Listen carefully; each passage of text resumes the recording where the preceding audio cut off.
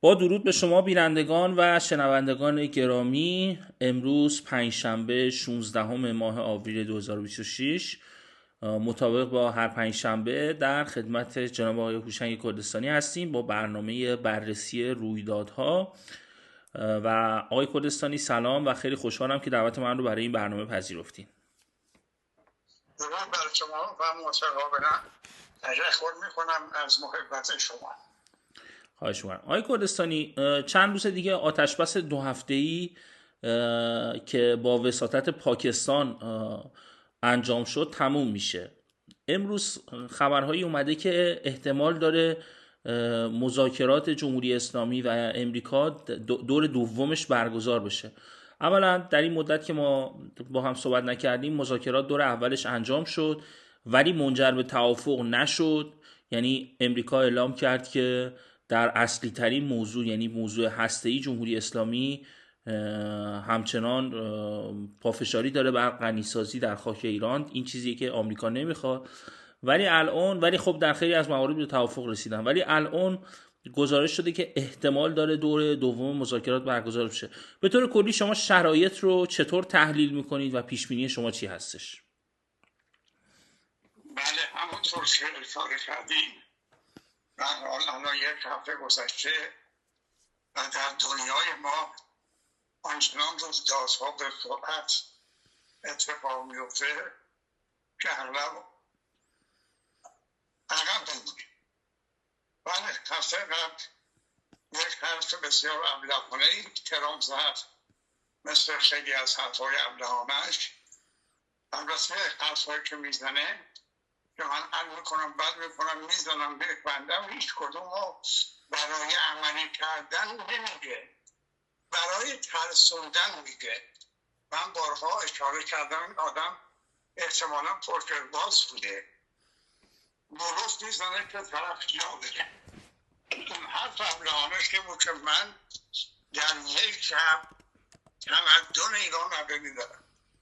خب خیلی ها بهش خندیدن، خیلی ها دستش انداختن و خود ما مگر خاطرتون باشه من اشاره کردم که شما خوشتر از اون که بتونید تمدن ایران را ببرید، اون تمدنی که اسکندر نتونست، اعراب بیابانگرد نتونستن، چنگیزخان مغول نتونست و 5000 سال این تمدن وجود داره و وجود خواهد داشت.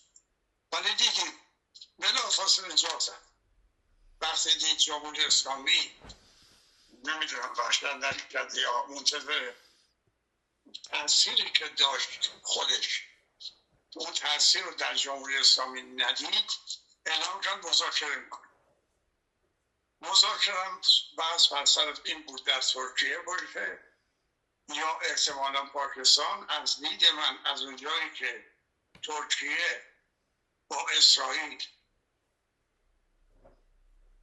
چیز تضاد داره و امکان اینکه در آینده نزدیک حتی کار به جنگ بکشه به این دو کشور وجود داره، احتمالاً با پافشاری اسرائیل مذاکرات به پاکستان منتقل شد.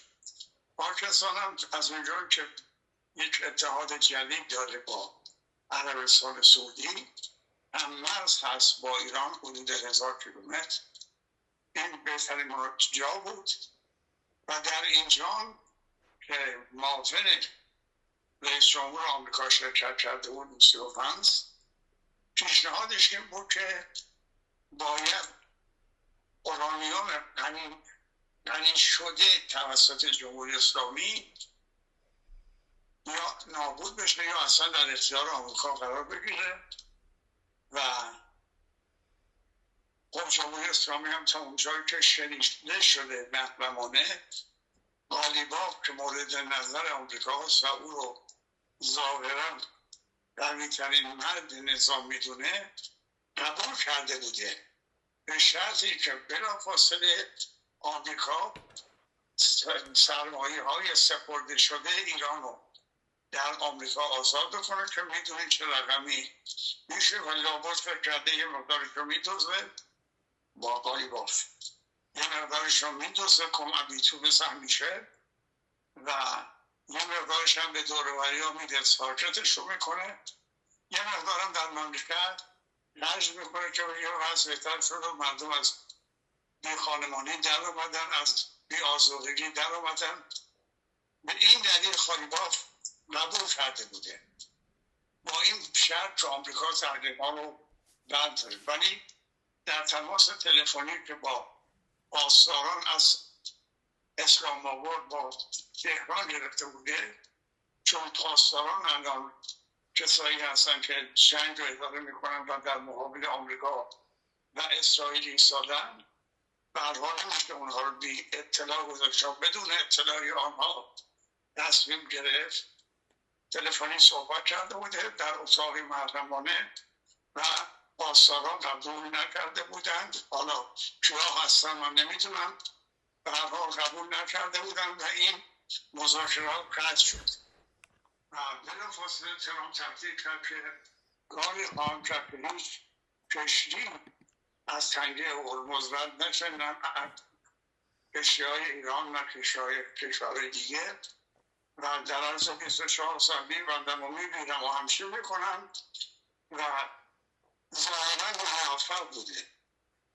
اروپایی ها رو نتونسته با خودش همراه بکنه، نتونسته جلوی نفتکش هایی که نفت به چین میبردن بگیره و در زمین های مختلف ناموفق بوده، ناکام بوده. به این دلیل بلافاصله اعلام کرده که ما مجددا مذاکره میکنیم. البته این اورانیوم غنی شده به فرض اینکه تبدیل به بمب اتم بشه در مقابل بمب‌های آمریکا اصلا هیچ این عروسایی که بازی بچه هست. چرا اصرار میکنه آمریکا چیزی که براش اهمیت نداره روش پافشاری میکنه؟ این پافشاری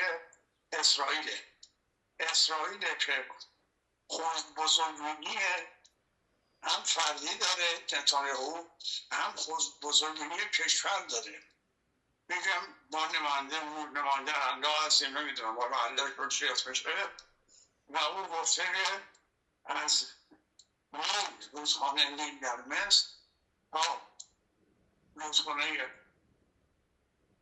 عراق، خداوند گفته کشور ما باید در اینجا مستقل بشیم، به وجود بیاد و مستقل بشیم که البته خواب خیاله و چون فکر میکنه اگر یه روزی به خیال خواب خودشون این کشور بخواد به وجود بیاد، تنها قدرتی که مانع همچین فکرگیری میشه ایرانه. به این دلیل با ایران ضدیت داره، با اینکه مردم اسرائیل عاشق ایرانن ولی این آدم ضد ایرانیه و فکر میکنه با به دست مردم ایران، این خیلی جالبه، نه به دست خودش، به دست مردم ایران که مخالف استبداد مذهبی هستن، میتونه نظام رو سرنگون کنه و یه شخصی رو که مورد نظر خودشه و فکر میکنه این شخص توانایی و لیاقت اداره کشور رو نداره، میگه خب اینو میارم به قدرت برسونم، در اثر عدم کارایی و عدم مدیریت این آدم در نقاط مختلف نزاع‌ها اختلاف‌ها برپا میشه و احتمالاً من اسرائیل، من نتانیاهو موفق خواهم شد چون خیال قوم خود ایران رو تجزیه کنم و در سر راه توسعه طلبی خودم در آینده ایران قدرتمندی نداشته باشه. پس بنابراین نتیجه میگیریم آمریکا خواستاش به مقدار زیادی خواستای اسرائیل، نه خواستای خود. موشک‌های بالستیک ایران 3000 کیلومتر بیشتر نمیره، بنابراین اصلا به سمت آمریکا نمیتونه بره. اورانیوم غنی شده خطری برای آمریکا نداره، ولی حالا چه بهانه‌ای ترامپ یا چه برگ برنده‌ای بازنده‌ای ترامپ در اختیار اسرائیل داره و اونها از این برگ برنده استفاده میکنن و بهش فشار میارن که یا از خواستای ما حمایت کنید یا ما این مدارک رو میکنیم. به هر حال ترامپ پوکرباز، لاف میزنه، توپ میزنه، هر وقت به جای نرسی به سرعت بیشتری میکنه و مهم نه آمریکا برش هست نه مردم آمریکا اون چه برش مهمه که در این مدتی که رئیس جمهوره تبلیغات بشه، همش حرف اون بزنن در تمام دنیا، تلویزیون همش حرفای اون رو بزنن. و البته از نظر روانشناسان برجسته جهانی و بسیاری از روزنامه‌های معتبر مثل ناماد فرانسه و بسیاری از سناتوران و سیاستمداران آمریکا این آدم دچار بیماری خودشیفتگی و امکان داره، این دیگه از نظر منه، امکان میدم که این در انتخاباتی که در نوامبر میان دوره‌ای پیش رو داره آنچنان شکستی بخوره که نتونه تا پایان دوره ریاست جمهوری به کار خودش پایان بده. امیدوارم پاسخ داده باشه. بله آقای کردستانی، حالا به عنوان سوال دوم میخواستم از شما بپرسم، حالا با توجه به شخصیتی که از ترامپ گفتی، ترامپ بارها گفته که من میخوام ایران شبیه ونزوئلا بشه، نفر اولش رو کشتم و با یک نفر دیگری که از همون سیستم هست توافق کنم و جنگ رو خاتمه بدم. این موضوعی که ترامپ گفته میخواد انجام بده و علنی هم گفته، حالا چقدر به اصطلاح از نظر شما این حرف بلوفه یا نه رو اینو میذاریم شما جواب بدید. ولی اگر آمریکا با جمهوری اسلامی توافق بکنه، اسرائیل این چیزی نیستش که اسرائیل بخواد. اسرائیل همچنان جمهوری اسلامی رو، یعنی همین رژیمی که الان وجود داره رو یه تهدید برای خودش میدونه.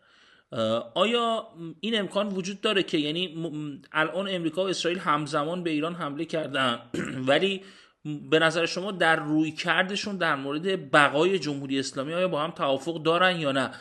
یعنی مسئله اصلی الان برای مردم اینه که این رژیم سقوط میکنه یا نمیکنه از در جریان این جنگ. و اگر آمریکا با جمهوری اسلامی توافق نامه‌ای رو امضا بکنه و جنگ آتش بس دیگه دائمی بشه، اون وقت جمهوری اسلامی موندگار میشه. در اون صورت اگر جمهوری اسلامی با همین جمهوری اسلامی که ما میشناسیم مجدد میره خرج موشک و نمیدونم در میدانهای شهر مینویسه که نمیدونم 25 سال تا نابودی اسرائیل و از این صحبت ها، آیا این رو اسرائیل برای خودش تهدید موجودیتی تلقی میکنه و آیا به نظرتون به تنهایی واکنش نشون خواهد داد به این موضوع؟ اسرائیل در گفتید اسرائیل منظورتون بعد ولی در مورد آمریکا فرق میکنه. آمریکا اولا دنبال سرنگونی جمهوری اسلامی به شکل کامل که اسرائیل میخواد نیست و مسئله بمب اتم که براتون بیان کردم و موشک‌های بالستیک، اینها خطراتیه برای اسرائیل نه برای آمریکا. در ضمن آمریکا میدونه، یعنی دولت آمریکا میدونه که جمهوری اسلامی حداقل 20% طرفدار داره. ما میگیم این 20% رو بکنیم 2%. خب طبیعتا با 2% که جمهوری اسلامی طرفدار داره، بنابراین به شکل ونزوئلا نمیشه عمل کرد. باید اگر لازم بشه نیروی چترباز در یک نقطه از ایران پیاده بکنه و اگر نیروهای طرفدار جمهوری اسلامی که مسلح هستن در مقابل ملت هم مسلح هستن، اینها وارد درگیری بشن با چتربازهای آمریکا و حتی اگر 10 تا کشته بدن ولی یه نفر رو بکشن و 1000 تا چترباز آمریکایی در ایران کشته بشه، شما فکر کنید وضعیت دولت آمریکا و ترامپ در کشورش و مخالفت مردم که همین الان 8 میلیون تن مخالفم باهاش و پایین‌ترین محبوبیت رو در کشورش داره، به کجا میرسه؟ بنابراین آمریکا در پی سرنگونی جمهوری اسلامی و خودش هم بارها گفته اینه که طرفداران آقای رضا پهلوی یا پهلوی چیا پهلوی پرستا میگن آمریکا میخواد ما رو نجات بده، 100% دروغ میگن و خودشون هم میدونن که دروغ میگن. آمریکا همیشه میگه من باید برای تامین انرژی و تامین نفت آینده کشورم و جلوگیری از پیشرفت کشور چین نیاز به نفت ایران دادم. آمریکا به خاطر ملت ایران نمیاد این همه نیرو و این همه سرمایه در منطقه بیاره برای نجات مردم ایران. من نمیدونم اینا که حرفا رو میزنن انگلیس از کجا آمده. آمریکا در کدوم نقطه دنیا حتی اوکراین یک همچین نیروی وسیع کرده که مردم اوکراین نجات بده یا مردم ایران رو نجات بده؟ نه، اون خواستای خودش رو داره. پهلوی پرستا بهانه میکنن و من میخوام به این مسئله اشاره کنم. اتفاقا من تا امروز، یعنی تا این هفته، همیشه میگفتم آقای رضا پهلوی ایرانیه. هر ایرانی از دید ما ملی ها و مصدقی ها حق داره آزاد باشه، حق داره هر چی رو بخواد بیان کنه و رضای پهلوی هم همینطور و رضاوتش با مردمه، داوریش با مردمه. بنابراین اون مردم من خودم رو وارد نمی کنم. اما از زمانی که این شخص به آمریکا میگه حمله کن به ایران و مردم سرزمین ما رو بکش، که آمریکا هم این کار رو کرد، حدود 200 نفر از فرشته های دبستان مینا بکشت، این دیگه ایرانی نیست. از دید من این دیگه ایرانی نیست. بنابراین این من هیچ تعهدی ندارم بگم آزاد هر چی میخواد بگه و مردم خواهد داوری بکن. بعضی رو هر جا لازم باشه من صراحتا میگم، برای که با یک عنصر غیر ایرانی طرفم. آقای رضا پهلوی با 15 تا آدم که دور را میفتن و تعظیم و تشییع میکنن، با یه عده‌ای که لباس زنونه میپوشن و شکل دخترانه خودشون میگیرن، پهلوی برمیگرده، تو میتونی در مقابل نیروی جمهوری اسلامی به ایران بری؟ آیا هیچ ایرانی حاضر جونش رو به خاطر تو به خطر بندازه که تو بیای بگی مردم ایران بعد از خاندان پهلوی معذرت بخوان؟ بابا پدرت بعد از 25 سال دیکتاتوری و غیر قانون زیر پا گذاشتن قانون اساسی اومدن ملت ایران معذرت خواست. شما میگید ملت ایران باید معذرت بخواد. اومد گفت صدای انقلاب شما رو شنیدم. اولین بار بود واژه انقلاب و یه نفر به کار می‌برد. و قول میدم، تضمین میکنم، یعنی که از این پس، یعنی از امروز به بعد، قانون اساسی اجرا بشه و فساد در مملکت پایان. اومده معذرت خواست مردم بر شدنش. حالا شما این مردم باید یه خاندان پهلوی یعنی چی؟ رفتن به پارلمان سوئد روز تعطیل، که مجلس تعطیل، پارلمان تعطیل، یعنی چی؟ رفتن توی اتاقی که 50 تا از طرفداران خودت میبری که همه میگن پاینده رو میدونم رضا، پاینده شاه، پاینده شی. آخه این 50 نفر 10 تاشون سعودی نبودن که زبون فارسی بلد نباشن. پهلوی پهلوی الان 45 ساله، اصلا قبل از انقلاب نزدیک 50 سال برگشته. اینو باز میگم برگشته اینجاست، میبینینش باز این برگشت. به هر حال من هر جا ایرادی به کار این آدم که عدید من ایرانی نیست ببینم بیان میکنم. موقعی که گفت من گاندی ایرانم یا ماندلا ایرانم، مرحوم مشیری جواب بسیار تندی داد. گفت خجالت نمیکشی میگی من گاندیم؟ گاندی کجا؟ تو کجا؟ گاندی سالها رفت زندان، تو یه سال نمیری زندان. اون من سعود کردم، گفتم به هر حال برخلاف واکنش آقای بشیری، ایشون یک انسان آزاد تصور بکنه، تحلیل بکنه و ما هر نداریم بهش ایرادی. ولی امروز میبینم نه، کسی که میگه بیاد ایرانیان و هموطنهای ما رو بکشید و منو ببرید شاه بکنید که من از مردم انتقام بگیرم، این ایرانی نیستی باشم. تمام. مشکل. ممنون از شما های کردستانی. سوال بعدی که میخوام ازتون بپرسم سوالی هستش که خیلی از هممیهنان دارن.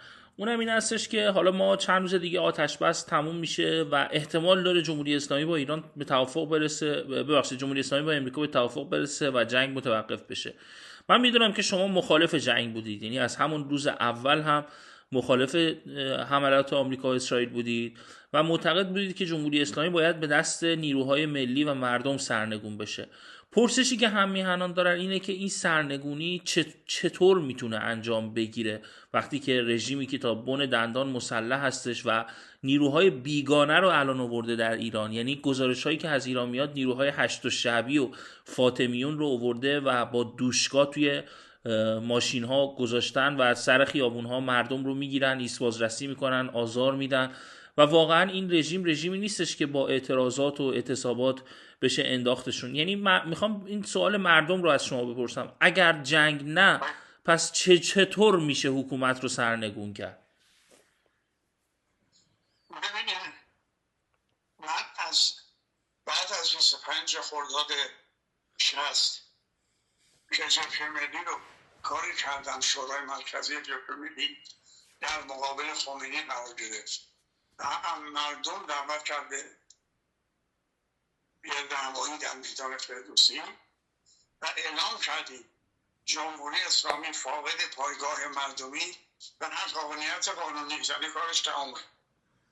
من از روزی که از ایران اومدم خارج دیگه هیچ دستوری به مردم ندادم، برای اینکه اونهایی که در ایران هستن تصمیم میگیرن چه بکنن و خوشبختانه خیلی افراد درست عمل میکنن. نه بحث دستور نیست آقای کردستانی، بحث اینه که شما چی فکر میکنید، نه اینکه منظوری نیستش که چی به ایرانی ها میگید، منظورم اینه که شما چی فکر میکنید چطوری میتونه اتفاق بیفته سرنگونی به دست مردم. فکر شما چی هستش؟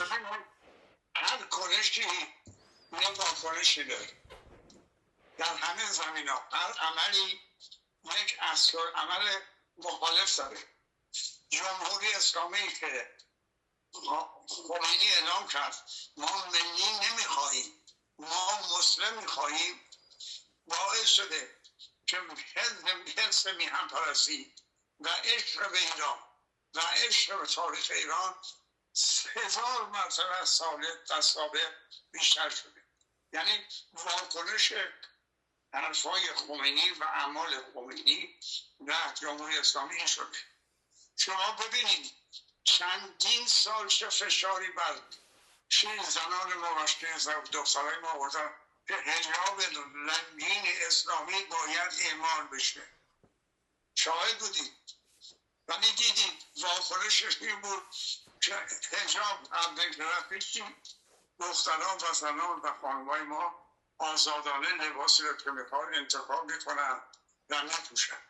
بنابراین سرگیری جمهوری اسلامی در این مقطع یا مقطعیه که به هر حال مردم فکر میکنن که مملکت مورد حمله قرار گرفته. این بمبایی که اسرائیل یا آمریکا رو مردم فرود میآورند روش نوشته نشده اینی که میری میزنه این خانواده جمهوری اسلامی، طرفدار جمهوری اسلامی یا مخالف. بنابراین من معتقدم که این جمهوری اسلامی الان در وضعیت هم قرار گرفته که به بهانه جنگ و حالت جنگ شاید نه حتما فشار رو بیشتر کرده و اعدام‌ها رو بیشتر کرده. ولی اگر این جنگ که به سود جمهوری اسلامی تموم شد عملاً پایان پیدا بکنه، طبیعتاً نظام نمیتونه به مردم همون فشاری رو بیاره که در دوران جنگ می‌آورد. خود خمینی وقتی جنگ عراق شروع شد به بهانه جنگ با عراق دیکتاتوریش رو تضمین کرد ولی بعدش دیگه نمیتونست. حالا جنگ که تمام بشه جمهوری اسلامی نمیتونه همون فشار رو به مردم بیاره که قبلا بود. ولی یک مسئله هست که گفتم هر کنشی یه واکنشی داره. در حال این که ملت ایران چه خواهد کرد و چگونه خواهد مبارزه کرد شیوه جمهوری اسلامی تعیین میکنه. یعنی اگر بعد از جنگ هم فشار بر روی مردم ادامه پیدا کنه، مردمی که حاضر نیستن به دلیل برادرکشی دست به اسلحه ببرند و تا حالا نبردن و مبارزه خشونت‌آمیز هم نکردن، ولی اگر فشار جمهوری اسلامی بعد از جنگ هم ادامه پیدا کنه، مردم ناچارن و ناگزیرن متقابلا دست به اسلحه ببرن و این اسلحه رو میتونن به هر حال از جاهایی یعنی حتی از افراد خود جمهوری اسلامی وقتی اونها رو پای در آوردن اسلحه‌اش رو میتونه مورد استفاده مردم قرار بگیره.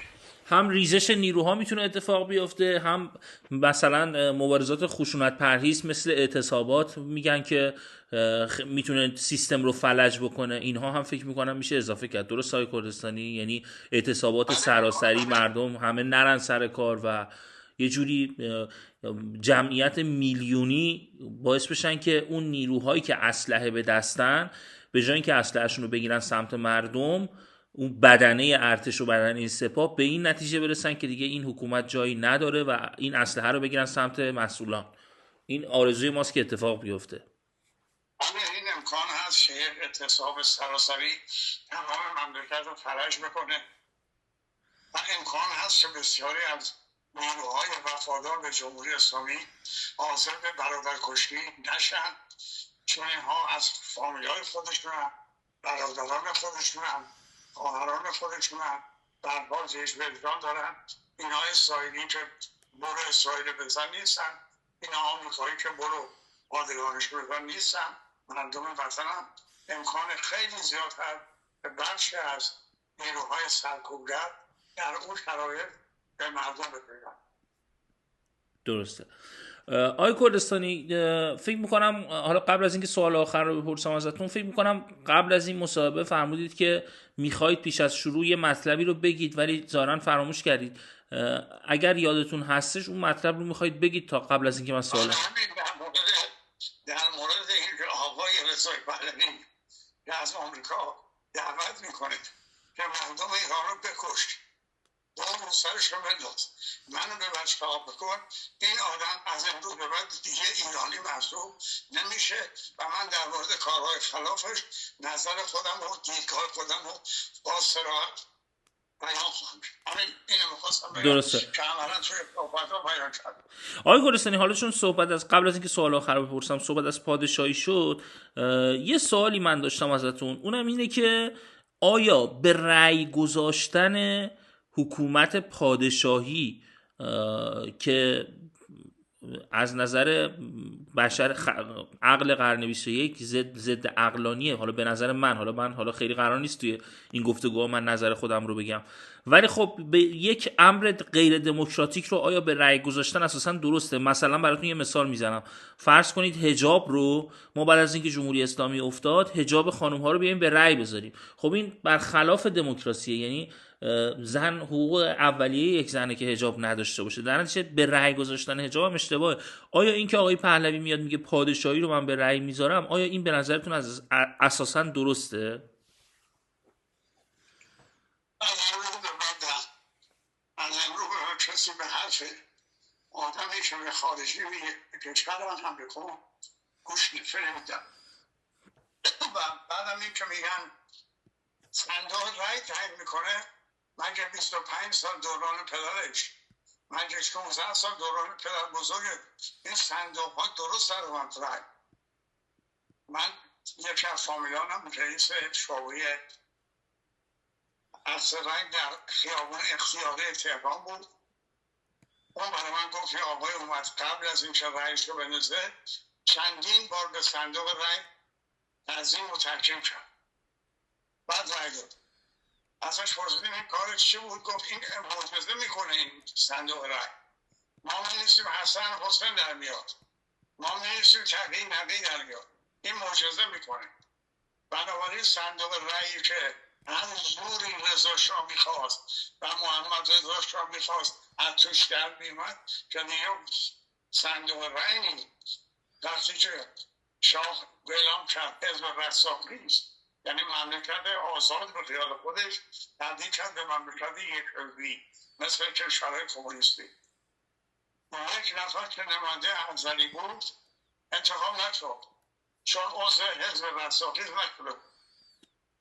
بعد یک مصاحبه مطبوعاتی گذاشت، گفت مردم انزلی و خانم به من رأی نداد، درست، ولی من و خانومم که به من رأی، به خودمون رأی دادیم، یعنی به من رأی ماشتی شد، یعنی قبل از میر حسین موسوی اون گفت در دورانش شد رأی ماشتی شد.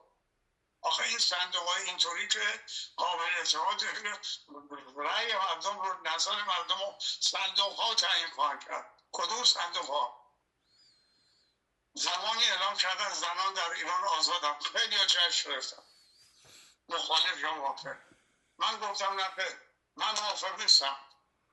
گفتن چرا؟ گفتم مملکتی که رأی مردم خونده نمیشه، حالا رأی زنان هم اضافه کنیم، خونده نمیشه. این آزادی زنان نیست. آزادی موقعیه مثل کشورهای دیگه که آزادی دارن رأی مردم، همین مجالس ها هفته هم نشدن. یک کسی 16 سال نخست وزیر بود، رأی روز شنبه هفته گذشته آقا بازنده شد. آیا در ایران هم اینطوری بود؟ یعنی وقتیش کام میخواست روزش که تو بهمن رأی گیری بکنی و همه پرسی بکنه رأی مردم نمیشه خونده میشه. ولی اینو حرفای 100 تا یه فاز. درسته. و به عنوان سوال آخر آقای کردستانی میخواستم مانند هر هفته ازتون بپرسم پیام شما برای ایرانیان، به ویژه ایرانیان داخل کشور چی هستش؟ بله، اتفاقا ایام من ضمن صحبت ها گفته شد، سخنان من گفته شد، ولی الان محدود میکنم به این پرسش شما و پاسخ به پرسش شما.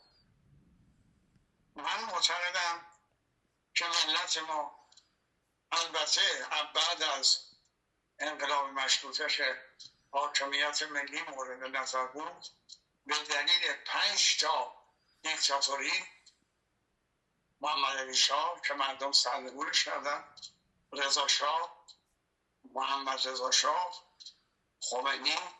خامنه‌ای، ما با آزادی و حاکمیت ملی نرسیدیم و به همین دلیل هنوزم نرسید. یعنی این لحظه که ما گفتگو میکنیم هنوزم به حاکمیت ملی و آزادی نرسیدیم. بنابراین پیشنهادم اینه که این مبارزه رو از هموطنان عزیز در داخل و کسانی که در خارج هم دردی میکنن با مردم داخل میخوام که این مبارزه رو با شدت و حدت ادامه بدن تا روزی که مملکت ما، مردم ما به آزادی و حاکمیت ملی برسن.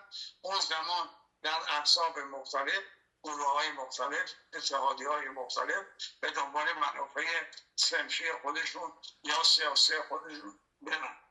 اما با این وجود اعلام میکنیم این مبارزه‌ای که میکنن مردم کردن 120 ساله و ادامه داره، ما مبارزه مهمتر از این داریم. این مبارزه که 120 سال ملت انجام دادن و هزاران هزار یا چندین هزار فدایی دادن و ادامه داره، باید ادامه کنه. ولی ما یک مبارزه مهمتر از این داریم، مبارزه‌ای که وقتی به آزادی برسیم شروع میشه. اون زمانه که ما باید به درد مردم برسیم، به رفاه جامعه برسیم، سرپناه برای مردم تعیین کنیم، در دانشگاه ها انسان های آزمونده به وجود بیاریم که باعث افتخار ما باشن که تا حالا نشون دادن در المپیادهای علمی و دانشی و فنون اینطوری بوده. ما باید عقب افتادگی کشورمون رو که 120 سال زیر استبداد بوده، این عقب ماندگی رو جبران کنیم. ما باید به مرحله‌ای برسیم که با تمدن جهانی، تمدنی که تمدن در حال پیشرفت جهانی، ملتمون و مملکتمون رو همگام و همراه بسازیم. باید کاری بکنیم که دنیا متوجه بشه ایرانی با تمدن بسیار باستانی که بسیاری از دشمنی‌ها به خاطر این تمدن ایرانه. باید نشون بدیم این تمدن هم تمدن ما بوده، حق ما بوده و ما باید برای ایران سربلندی و سرفرازی به وجود بیاریم و سربلندی و سرفرازی برای مردم ما در دنیای دنیایی که به سرعت در حال پیشرفت و دگرگونی از انتظار منیه مردم به مبارزات آزادی‌خواهانه و حاکمیت ملی همچنان ادامه بدید، ولی بدونید بعد از پیروزی ما یک مبارزه بسیار سخت‌تر و مهمتر برای اینکه برسونیم ایران رو به دنیای پیشرفته در پیش داریم، آماده مرحله دوم بوده باشیم. متشکرم از شما آقای کردستانی و با سپاس از شما بینندگان و شنوندگان گرامی که در این برنامه هم همراه ما بودید. خیلی سپاسگزارم از شما آقای کردستانی و بدرود.